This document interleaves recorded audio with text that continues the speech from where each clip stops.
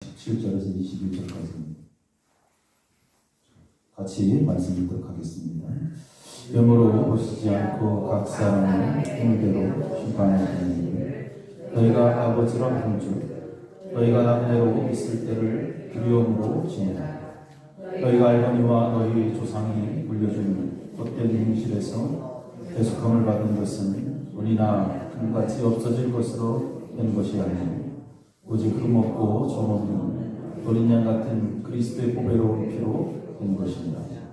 그는 창세전부터 미리 알린 바 되심이나 이 말세의 너희를 위하여 나타내신 바 되었으니 너희는 그를 죽은 자 가운데서 살리시고 영광을 주신 하나님을 그리스도로 말미암아 믿는 자니 너희 믿음과 소망이 하나님께 있게 하셨느니라. 아멘. 오늘은 하나님의 사람인 줄로 믿습니다.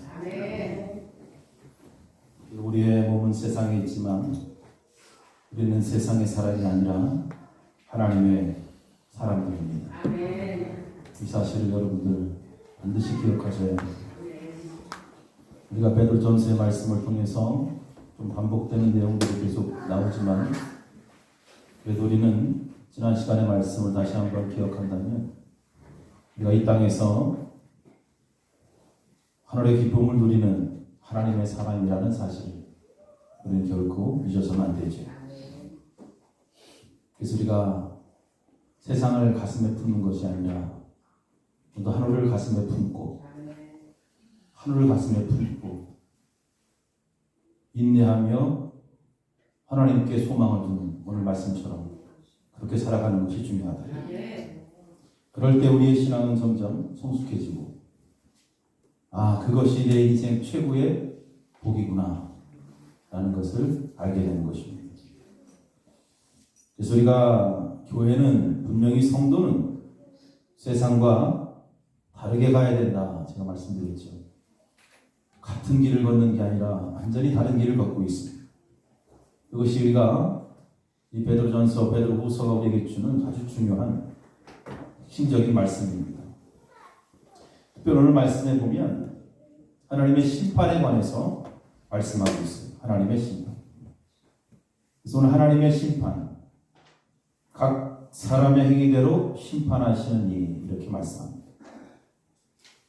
그 각 사람의 행위는 우리가 오늘도 세상을 살아가는 이 나그네의 길을 이야기하는 겁니다. 나그네의 길. 우리가 흩어진 나그네로 이 땅을 살아갈 때 그 흩어진 나그네의 길을 어떻게 걸어가고 있는가, 그 행위에 대해서 하나님은 다 보시고 있다. 그래서 그 행위대로 심판하시겠다 이렇게 말씀하시는 것입니다. 그래서 오늘 보면 나그네로 있을 때에 두려움으로 지내라 이렇게 말씀하는 거예요. 나그네로 있을 때에 다시 말씀드리면 너희들이 세상을 살아갈 때에 두려움으로 지내라. 하나님께서 다 보고 계시기 때문에. 시편 다윗의 고백처럼 하늘 위에 숨는다고 하나님께 안 보이는 게 아니라 바닷속 저 끝으로 숨는다 그래서 하나님으로부터 우리가 숨겨지는 것이 아니라 하나님은 눈동자와 같이 우리를 지켜보시고 우리의 행동 하나하나 모든 것들을 하나님께서 보고 계신다는 사실을 우리가 안다면 당연히 두려움으로 지내야 되겠죠. 그래서 우리는 하나님의 심판을 기억하면서 어떠한 이유에서든지 우리의 모든 언행이 항상 조심스러울 수밖에 없다는 것입니다. 그래서 하나님은 우리의 어떤 외적인 모습, 겉으로 보여지는 그러한 것이 아니라 오히려 그 중심, 그 사람의 삶, 이것을 더 귀하게 보고 있다. 그리고 그거에 따라서 심판하신다. 이분이 누구예요? 누구예요 이분이? 오늘 말씀은 이분이 누구예요? 네? 아버지. 저와 여러분들의 아버지. 제가 말씀드렸더니 하나님의 사람이라는 것을 기억하랬지요? 하나님의 자녀라는 사실을 기억하랬지요? 17절 외모로 보시지 않고 각 사람 행위대로 심판하시는 이를 너희가 누구라고 불러? 아버지라고 부르는 거예요. 아버지. 이 아버지는 미리 돌아가셨지만 살아계신 하나님 아버지는 돌아가신 분이 아니에요. 살아서 우리의 행위를 보시는 아버지. 우리가 그 아버지를 오늘 기억하는 것입니다. 지금 이 살아가는 시대, 어떤 시대일까요? 개성이 충만한 시대죠. 각자의 개성이 뚜렷이 나타나는 시대. 과거에는 다른 그러한 모습, 포스트 모더니즘이다 어쩌고 그랬는데 아무튼 변해가는 이 시대. 다른 사람들과 내가 같기를 원하지 않아. 다시 말씀드리면 똑같이 살아가지 않아. 여기도 다 계시지만 똑같은 옷 입은 사람 없죠. 다 다르게. 누가 저렇게 하면 똑같이 다니면 이상한 거예요. 그러니까 나는 저 사람하고 좀 다르게 다녀야 되고 다르게 행동해야 되고 그래서 다른 사람들과의 어떤 구별화가 확실해집니다. 각자의 개성이 다 있어요. 존중받고 너는 왜 나랑 다르냐 그렇게 말하지 않습니다. 분명히 다른 사람들, 나와 다른 사람들과의 그 모습들이 존재되는 이 시대. 삶의 방식도 다르고 그러한 다양성 언제나 존중받는 시대. 이 시대가 바로 그러한 시대입니다. 근데 그렇게 돼야만이 발전할 수 있어요. 교회도 마찬가지예요. 이 사람 저 사람 다양한 사람들이 모여서 교회를 세우는 거죠. 다 똑같은 사람만 있으면 교회가 발전하지 않습니다. 이 사람 저 사람 다 다른 거예요. 다양성 안에서 발전하는 거예요. 그런데 그것이 장점이 될 수도 있고 또 단점이 될 수도 있어요. 너무나 개성이 강하고 또 자신이 존중받는 시대에 그렇게 살다 보니까 어떠한 단점이 생기냐면 다른 사람이 말할 때 거기 잘 귀를 기울이지 않아. 그래서 요즘 유행하는 말이 있잖아요. 누가 막 말해도 내가 듣고 싶은 말만 듣는다고. 그러니까 내가 듣고 싶은 말만 들어. 그래서 상대방이 막 이야기했는데도 뭔 얘기인지 잘 몰라. 요즘 시대 보면. 그 내가 내 귀에 들리고 싶은 이야기만 듣는 거예요. 그런 시대입니다. 그래서 다른 사람들이 뭐 잘못됐다, 이거 좀 고쳤으면 좋겠다 이렇게 지적해도 그 들리지 않아 귀에. 근데 그러한 소리들이 사실 들려야 되죠. 그래야만이 내가 잘못됐구나, 나에게도 어떤 문제가 있구나, 아무리 개성시대라 할지라도 그것을 고칠 수가 있습니다. 누가 잘못된 길로 가고 있으면 이 길은 잘못된 길이야. 가다 보면은 운동에 빠질 거야. 라면 거기에 귀를 좀 기울여야 되잖아요. 그리고 이것이 잘못된 길이구나. 스스로 깨달아야 되는데 그러한 소리에 귀를 기울이지 않는다는 것입니다. 결국 많은 사람들이 객관화되지 않고 주관화가 되는 거예요. 자기중심적으로 살아가는 시대가 되는 것입니다. 그래서 객관적이고 합리적인 것을 거부합니다. 그것이 이제 교회 안에서도 그대로 나타나는 거죠. 세상에서 살던 삶의 방식들이. 그래서 교회 안에서도 누가 이렇게 하자 이야기하면 들리지 않아요. 자기가 듣고 싶은 말만 듣는 거예요. 근데 설교도 마찬가지. 설교도 자기가 듣고 싶은 설교만 들어. 그게 문제가 되는 거예요. 하나님의 말씀을 거부하고 하나님이 주는 그러한 교훈의 내용들을 주의 깊게 듣지 않고 그러다 보니까 결국 신앙생활이 미지근해지죠. 그 라오디아 교회랑 똑같아져. 요즘 현실들. 겉으로 보기에는 풍족하고 부족한 거 없어 보이지만 항상 부족하고 가난하고 연약하고 골마 터지고 그래서 미직지근한 교회들. 저 사람 신앙생활 하는 건지 도대체 교회 직분자인지 하나님의 사람인지 세상의 사람인지 구분이 안 가네. 구분이 안 가. 옆 사람 얼굴 한번 쳐다봐요. 하나님의 사람 맞지요? 시작 물어봐. 시작. 네, 맞죠. 분명히 맞아. 우리 하나님의 사람. 구분이 안 가네. 하나님은 다 구분하셔요. 우리는 구분이 한 가지만 오늘 말씀에 비춘다면 하나님은 다 각 사람을 주시하고 있고 다 구분하고 계셔요. 특별히 하나님을 아버지라고 부르는 자들, 이미 세상 사람들은 하나님을 아버지라고 안 부르기 때문에 그들은 뭐 말할 것도 없고, 감히 하나님을 아버지라고 부르는 자들은 이미 하나님이 다 보고 있는 거예요. 네가 나를 아버지라고 부르고 있구나. 내가 어떻게 살아가고 있는지 한번 봐야 되겠다. 그것이 하나님의 심판 때 기준이 되는 것입니다. 여러분, 부모하고 자녀는 닮아요, 안 닮아요? 안 닮아요? 닮죠? 닮아요. 누가 뭐래도 이렇게 가만히 처음에 안 닮은 것 같아도 이렇게 보다 보면 아이고 저 눈은 저거 저 엄마 닮았네. 저 사람 항상 그래요. 애들 눈 못생긴 건 내 눈 닮았다고. 닮어. 안 닮은 것 같아도 가만히 이렇게 쳐다보면 닮아 있어. 근데 외모만 닮아? 아니요.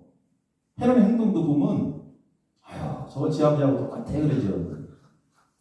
행동 보면 똑같은 거예요. 가만히 보면 닮아가는 거예요. 숨길 수 없어요.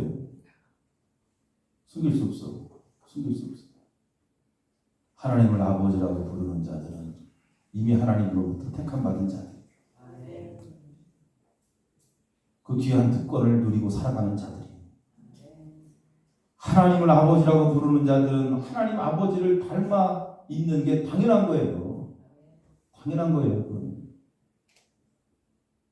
아버지의 거룩하심, 아버지의 긍휼하심, 아버지의 진실하심, 아버지의 사랑, 이런 것들이 오늘도 하나님을 아버지라고 부르고 살아가는 그러한 사람들에게서 나타나야 돼요. 할렐루야. 속으로 아멘 크게 하는 줄로 믿습니다. 나타나야 돼. 근데 이런 것들이 발견되지 않아. 살면서. 그럼 한번 생각해 봐야 돼. 불효자식이지, 불효자식. 하나님 앞에 불효자식. 성도들에게 있어서 진짜 중요한 것들이 이러한 거예요. 이것을 중요하게 생각하고 살아가라는 거예요. 그래서 오늘 베드로가 이 말씀을 통해서 계속해서 우리에게 이야기하는 거예요. 네가 중요한 게 뭐냐? 세상에서 진짜 중요한 게 뭐냐? 세상에서 출세해가지고 돈 많이 벌고 성공해서 잘 살아가고 이게 중요한 게 아니라 진짜 중요한 건 네가 하나님을 아버지라고 부른다면 네 삶 속에서 아버지의 모습들이 나타나고 있느냐? 네가 아버지를 닮아가고 있느냐? 이게 더 중요하고요. 여기에 더 관심 갖고 살아가라 이 얘기를 하는 거예요. 그렇지 않으면 그는 헛된 삶을 사는 것입니다. 아무리 세상에서 출세하고 성공했어도 그는 헛된 삶을 사는 것이다. 오늘 베드로는 우리에게 그렇게 이야기하는 것입니다. 그러한 성공 기준들이 세상의 성공 기준과 같아서는 안 돼요. 교회는 완전히 다른 곳이다. 교인들이 많고 요즘 예배당 크게 짓고 그 성공입니까? 아니잖아요. 자본주의의 우상에 빠진 교회들이 얼마나 많은지 알 수 없어요. 진짜 성공한 교회들은 거기에 모인 성도들이 하나님을 아버지라고 부르고 하나님 앞에 거룩하게 예배드리고 예수님을 닮아가며 예수님의 성품을 갖고 예수님과 함께 하는 그러한 교인들이 모여서 예배드리는 그 교회가 성공한 교회예요. 그게 바로 성공적인 인생. 우리가 이러한 가치관에서 벗어나면 그때부터 교회는 변질되기 시작합니다. 그리고 허망해지는 거예요. 허망해집니다. 여러분, 세상의 유혹은 언제나 달콤합니다. 달콤하기 때문에 자꾸 넘어가는 거예요. 세상의 유혹이 쓰면 그걸 뱉겠지만 달콤하기 때문에 자꾸 그것을 삼키는 거예요. 근데 주님은 그러한 세상의 유혹에서 벗어나길 원합니다. 자, 우리가 하나님의 구원에 관해서 좀 더 깊게 한번 내용을 묵상해 보면 우리가 하나님 앞에 구원받았다라는 것은 단순히 오늘 세상에서 살다가 나중에 하나님의 심판을 면하고 천국에 들어가면 되는구나. 이것이 이제 구원이구나. 이렇게 생각할 수 있어요. 근데 지난 시간 말씀드렸지만 이건 미래적 구원이고 우리는 이 세상에 살면서 지금 현재적 구원에 관해서 한번 생각해 봐야 되는데, 많은 사람들이 현재적 구원을 포기하고 살아갑니다. 이게 문제예요. 이 현재적 구원을 포기하는 것. 자, 이게 무슨 말씀이냐면, 이스라엘 백성들이 하나님의 은혜로 애굽에서 어떻게 돼요? 나오게 되죠. 그 하나님께서 그들을 이동시킵니다. 광야에서 이동시키고 가나안 땅에 들어가게 하시죠. 근데 그들이 가나안 땅에서 살았어요? 못 살았어요? 살았어요? 못 살았어요? 조금 살긴 살았지만 결국 어떻게 했어요? 쫓겨났죠. 그럼 그들은 구원받지 못한 거잖아요. 가나안 땅이 그들의 목적지였는데, 가나안 땅에서 들어가 살았는데 결국은 가나안 땅에서 그들은 쫓겨났어요. 우상 숭배를 했기 때문에, 세속에 물들었기 때문에, 세상의 기준을 따라서 살았기 때문에 그들은 가나안 땅에서 다 쫓겨났습니다. 자, 우리는 그 이스라엘 백성들의 결말을 보게 되면, 애굽에서 그들이 구원을 받아서 가나안 땅에 들어갔지만 그들이 그곳에서 다 쫓겨납니다. 그렇다면 이 구원이라는 것은 단순히 그냥 어느 곳으로 이동하는 것만이 아니다라는 것을 보여주는 것이죠. 물론 우리가 나중에 죽어서 천국 가는 것, 이것은 당연하죠. 그것은 하나님의 구원입니다. 이 미래적 구원이지만, 지금 우리가 이동하면서 지금 이곳에서의 삶이 어떻게 전개되어야 되는지, 이곳에서의 삶도 중요하다라는 것을 이야기하는 것입니다. 이것이 현재적 구원을 이야기합니다. 가나안 땅에서의 삶이 그들이 하나님 보시기에 아름다운 삶이었다면 그들은 가나안 땅에서 쫓겨나지 않았을 것입니다. 이 말씀은 지금 우리가 살아가는 이 삶 속에 반드시 하나님이 원하시는 삶이 있어야 된다는 그러한 의미인 것입니다. 아마 여러분들의 신앙, 오늘 장로님 기도하셨지만 10년도, 20년도, 30년, 50년 신앙생활 쭉 하셨는 분들 많을 거예요. 근데 여러분 처음 주님 만났을 때 어땠어요? 처음 교회 와서 우리 십자가 바라보며 주님 만났을 때, 기도하며 주님 만났을 때 어땠어요?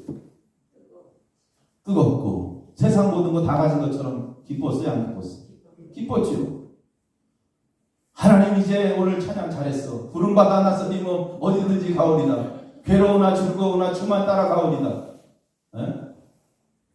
이 찬양 그냥 고백이요. 걱정할 거 없어. 그렇게 뜨거웠던 우리의 신앙이 시간이 갈수록 더 뜨거워져야 되는데 어떻게 됐어요?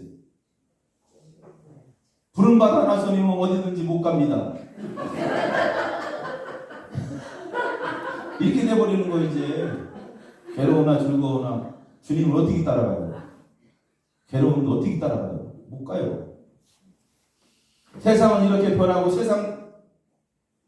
너무 부러워요. 세상 사는 게. 세상 사람들처럼 나도 살기를 원합니다. 이스라엘 백성들이 그랬잖아요. 가나안 땅에 들어가니까 그 사람들 참 잘 살고 부유하게 사니까 나도 저 사람들처럼 살기를 원했던 거예요. 이스라엘 백성들. 어떻게 해서 잘 사나 보니까 다 우상들이 있네 집에.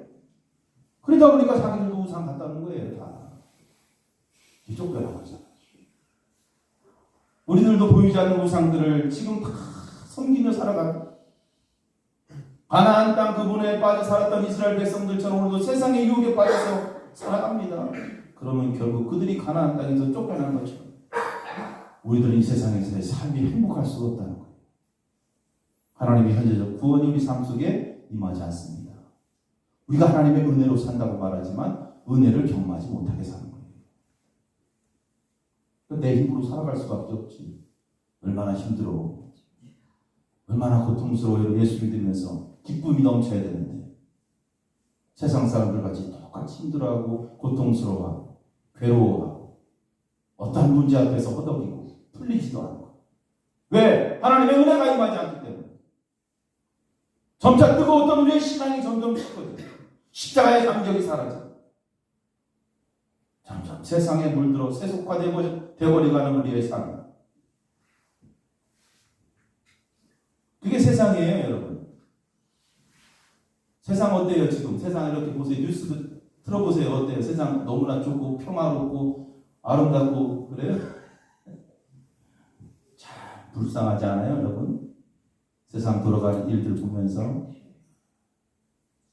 서로 보이지 않는 경쟁으로 사회는 골마 터지고 있어요. 그게 세상입니다. 참 대통령 선거 좀 있으면 있는데 돌아가는 모습들 보면서 속고 속이고 정직은 사라지고 도리는 없어지고 양심도 사라지고 세상은 이렇게 허망하게 변해가는 그 세상의 추악한 모습들이 다 드러나잖아요. 그러한 세상을 교회가 따라갈 이유도 없고 따라가서는 안 돼요. 절대로 따라가서는 안 돼요. 하나님은 오늘도 하나님을 아버지라고 부르는 사람들을 눈동자와 같이 지키고 하나님께서 보고 계신다는 사실. 그래서 우리가 걸어가는 이 나그네의 길을 정말 두려운 마음으로 이 길을 걸어가야 돼요. 자, 그리고 중요한 것, 세상이 아무리 발전하고 뭐 좋은 것 다 있다 할지라도 해결할 수 없는 부분이 있어요. 죽고 사는 문제. 여러분, 세상에 모든 약이 있지만 죽지 않는 약은 없어요. 죽지 않는 약.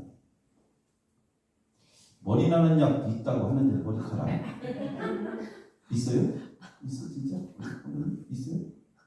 대답해 보시죠. 나도 먹어요. 있어요? 없어요. 있대요. 먹으면 안 돼요. 안 나요? 안 먹어요.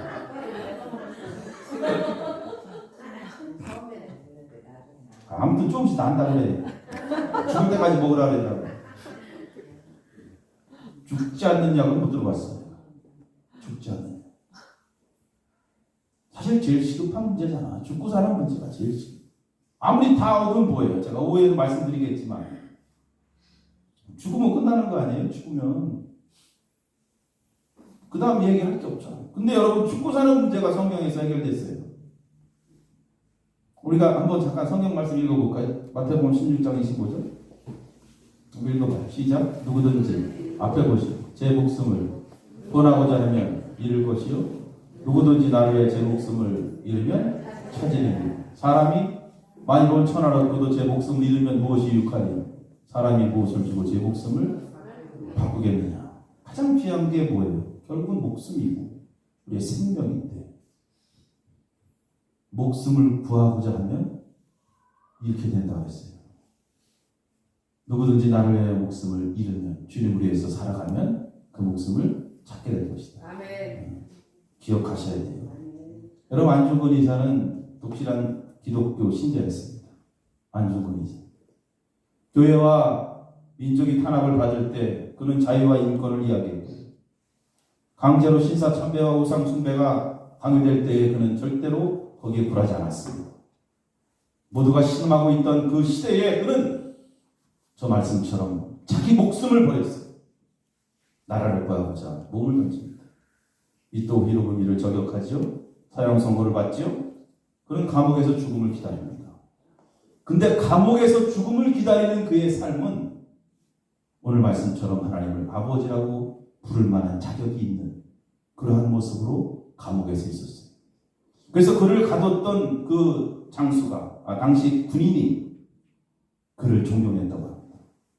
감옥 안에 있는 안중근 의사의 인격을 보면서 그리스도에 닮은 그의 인격을 보면서 그는 지바 도시라는 그러한 장군이 안중근 의사를 존경하면서 죄송합니다. 내가 당신 같은 훌륭한 분을 이렇게 중대 범인으로 감옥에 가두게 되어서 정말 죄송하고 정말 괴롭습니다. 이렇게 이야기했다고 말합니다. 근데 그 안중근 의사는 형장으로 끌려가면서 귀한 글을 하나 남겼잖아요. 나를 위해 자신의 몸을 바치는 것이 군인의 본분이다. 나는 기꺼이 내 목숨을 바치겠다. 근데 이렇게 주님 앞에서 당당했던 것은 그에게 소망이 있었어요. 1910년 3월 25일 그는 사형 선고를 얻어갔습니다. 그는 마지막으로 어머니에게 편지를 씁니다. 어머니에게 쓴 편지의 내용이 이렇습니다. 예수님을 찬미합니다. 이슬과도 같은 허무한 세상에서 이 불초자를 너무나 생각해 주시니 훗날 영원의 천당에서 만나 뵈올 것을 바라오며 또 기도하옵나이다. 이 현세 일이야말로 모두 주님의 명령에 달려있으니 마음을 평안히 하옵기를 1000만 번 바라올 뿐입니다. 드릴 말씀은 허다하오나 부일 천당에서 기쁘게 만나 배운 뒤 누누이 말씀드리겠습니다. 위하여 여러분께 문안도 드리지 못하고 부일 천당에서 기쁘게 만나 배웠겠다고 전해주시기 바랍니다. 짧은 글이지만 그는 천당에서 만날 확신이 있었어요. 확신이 있었어요. 그렇기 때문에 이 편지를 쓰는 거예요. 오늘도 세상에 많은 사람들이 있죠. 오늘도 하나님 앞에 많은 사람들이 예배를 드릴 거예요. 하나님이 기뻐하는 사람이 어떤 사람일까? 그 사람이 어떤 사람일까? 여러분 오늘 말씀을 다시 한번 우리가 주의 깊게 바라본다면 분명히 우리의 믿음과 소망이 언제나 누구에게 있어야 될까요? 세상에? 아니죠. 하나님께 있어야 돼요. 하나님께 우리의 소망이 있어야 되고 또 이 땅에서 내가 하나님을 아버지라고 부르며 살아간다면 반드시 내 삶 속에 아버지의 성품이 드러나야 돼요. 세상에 물들지 마시고 하나님 나라에 대한 뜨거운 마음으로 불타오르는 그러한 사람을 하나님께서 찾고 있는 거고 그 한 사람을 통해서 하나님 나라를 세워가는데 여러분 그 한 사람이 되시기를 간절히 바랍니다. 그렇게 우리의 신앙의 길을 두렵고 떨리는 마음으로 걸으시고 그렇게 살다 보면 하나님께서 때때마다 은혜를 베풀어 주십니다. 때때마다 복을 주시고 할렐루야. 그런 축복을 누리게 되기를 주의 이름으로 축원합니다. 기도하시겠습니다. 존귀하신 아버지 감사합니다. 귀한 말씀으로 함께 하시니 감사를 드립니다. 오늘 우리가 세상에서 가진 것 없어도 담당하는 것은